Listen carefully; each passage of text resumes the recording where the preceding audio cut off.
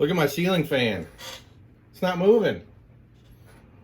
Um, I just listened to a very good video by Sned Meister, who, for those of you who don't know him, should check out his channel. I'll go ahead and put a link below. Sned has this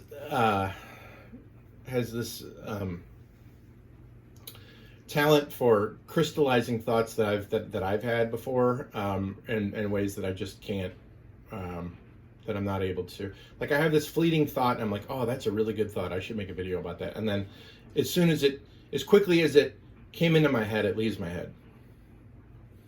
And then Sned comes out with a video that comes really close to crystallizing what I said. But I want to build on what he said. I have had thoughts like this before, whereas human social evolution, if you will, it's going through certain stages, and it's almost like birthing pains of a mother. You look at certain things that the human race has gone through over the past millennia, even.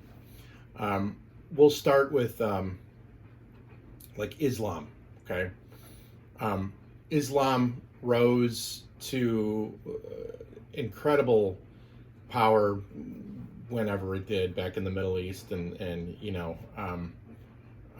whatever, thousands of years ago, or whenever, I don't know, several hundred thousands of years. I don't have the history down, but I know that Muhammad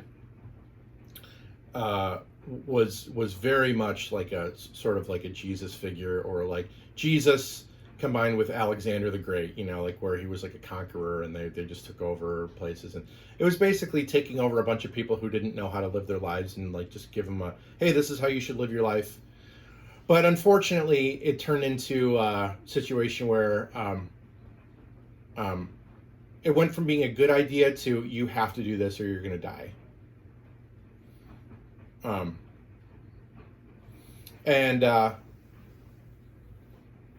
Islam has gone through reformations where, like, they're not necessarily doing that.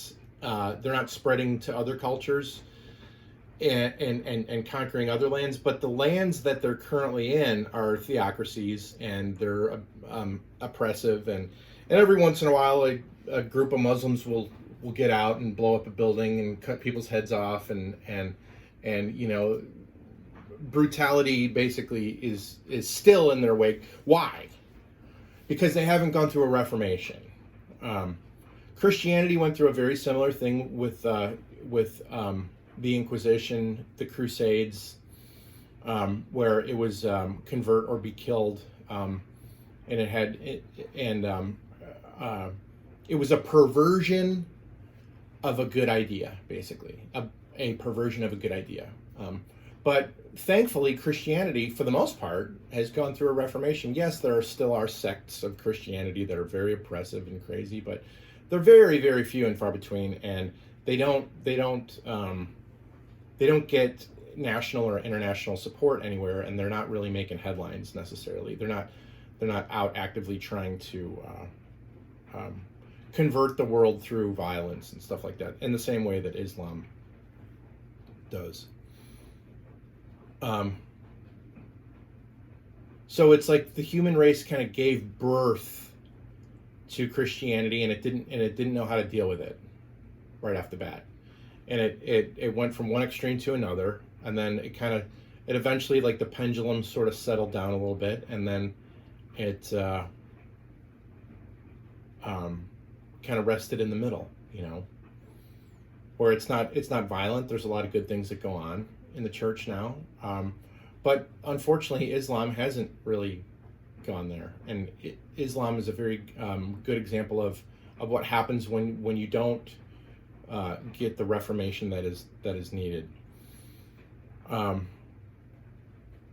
Then you have in the 1860s, when America went through a civil war and the slaves were freed. Well, it took an entire 100 years for black people to earn the right to ride in the front of the bus after the slaves were freed.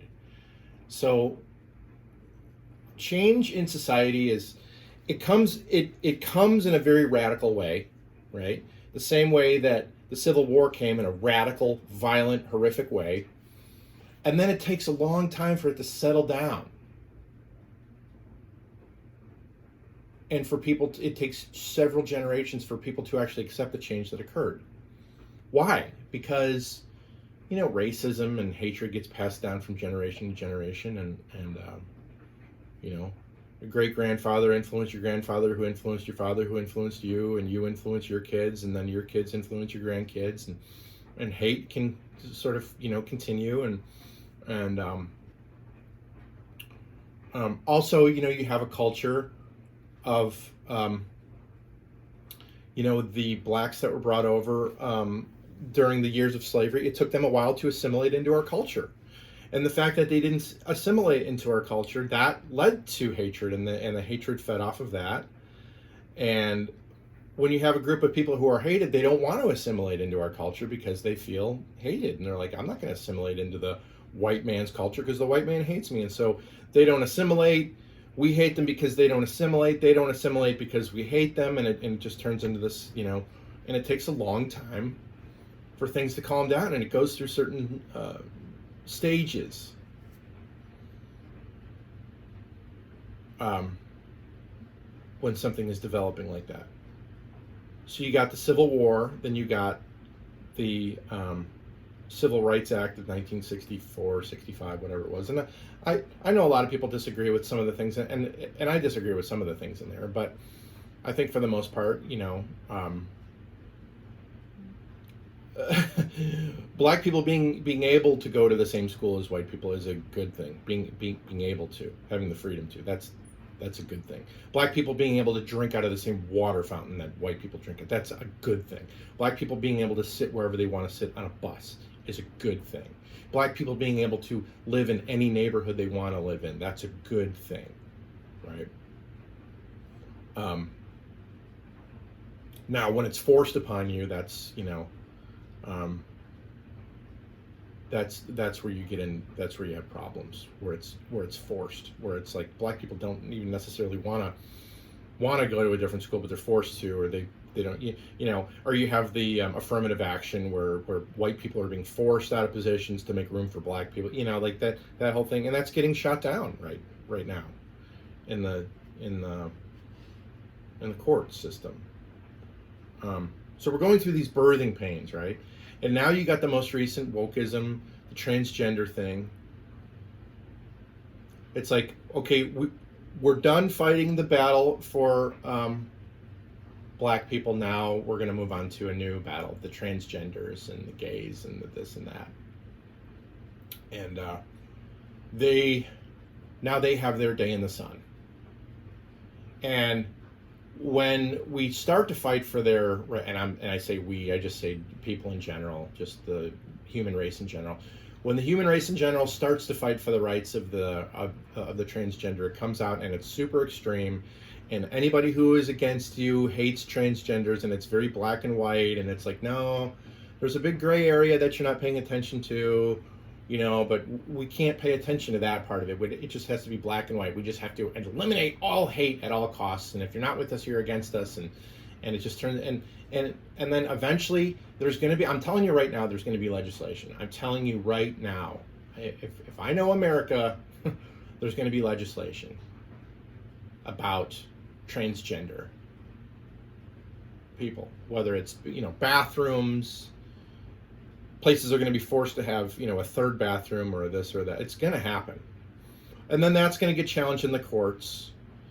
And, just like abortion was legalized, and then it wasn't made illegal, by the way. The most recent court ruling was not that abortion was illegal. It moved it down to the states. It said the states can decide. That's what happened. Didn't make it illegal. But then people throw a temper tantrum because they think we're regressing and all that. We're really not regressing. We're not progressing and we're not regressing. The pendulum is going back and forth from one extreme to the other. That's what's happening. That's what's happening. We're not progressing. We're not regressing.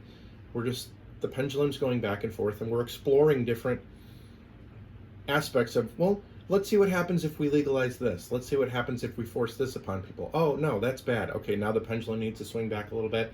We can't force it on people anymore. We have to just like let people decide for themselves. And then it swings too far back to the right, and all of a sudden people start making it, oh, it's illegal to dress as a woman if you're a man. It's illegal to, do this and do that. And the pendulum swings too far. Well, you can't make it illegal to dress as a woman. You can't say that a guy with a dick and balls walking down the street minding his own business just wearing lady clothes that's against the law. So that's too far extreme that way.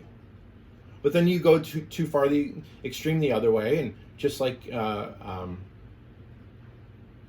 Sned said, now you have people spreading ideologies in schools and forcing kids to acknowledge certain things that their parents don't want them to acknowledge, or to say I agree with something when they don't necessarily agree with it.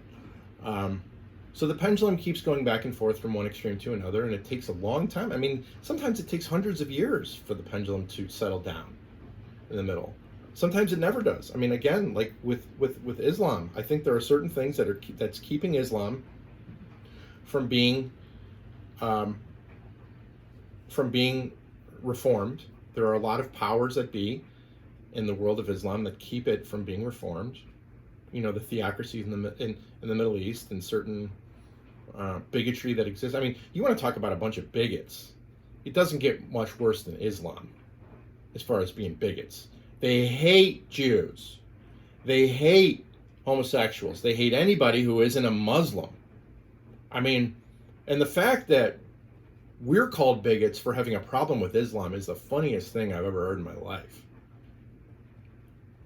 I mean, they blew up buildings because they hate people. Yet we're supposed to be like, oh, maybe there's a reason they blew up the building. Maybe they have a legitimate beef with us, guys. We need to listen to them. It doesn't matter who does what in society. You're always going to find somebody out there who is advocating for them and an apologist for them. Like, well, wait a minute, maybe they had good intentions when they flew airplanes into the Twin Towers. Maybe they were just deceived. It's like, and again, that goes back to the video that I made yesterday where I was talking about tolerance. Like, everything has a happy medium. Tolerance has a happy medium. The intolerant versus the tolerant pendulum has a happy medium.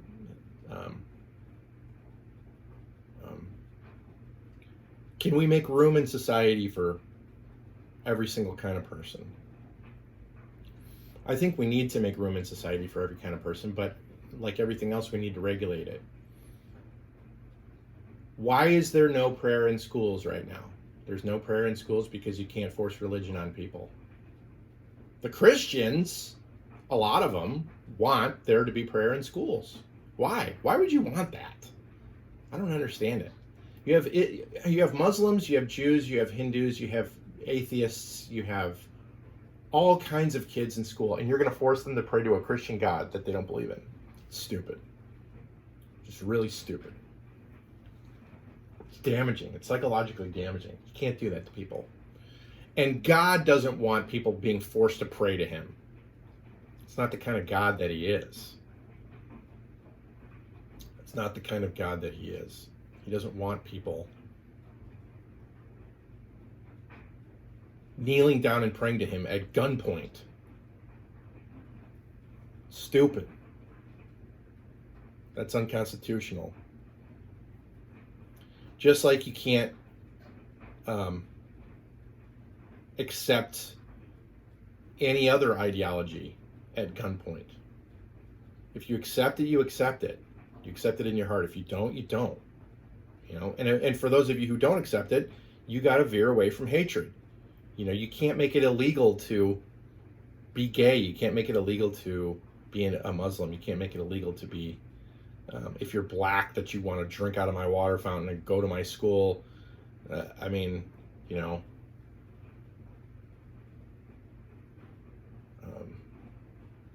If you hate somebody, it's a problem, but you can't make legislation based on hate. And if you disagree with somebody, it doesn't necessarily mean that I hate you if I disagree with you. But human beings, we like to take things to extremes, right? You're either for us or you're against us. You either love us or you hate us. We like to be extreme, you know. We like to come out and march and say stupid things like we're here, we're queer, we're coming for your children. And like, again, I don't have any problem with we're here. I don't have any problem with we're queer. But we're coming for your children is provocative, and it's designed to piss people off. And if that's what you want to do, piss people off, then you're getting exactly what you ask for. You're asking people to hate you. You're asking for people to hate you. So are you really surprised when you get what you ask for? When you come out and you march and you say stupid things like that? Just like the Westboro Baptist Church. You say God loves dead soldiers. You're asking people to hate you. You say God hates fags. You're asking people to hate you. Are you really that surprised when people say, I hate Christians now? I hate them. I hate them. I hate Christians. I hate them. Why do you hate Christians? Well, because they showed up to my cousin's funeral. Said God loves dead soldiers. Yeah, well, I guess I don't blame you for hating them, but not all Christians are like that. That's the most important thing to understand. All right, somebody's calling me on the other line. I got to end this video. Talk to you guys later.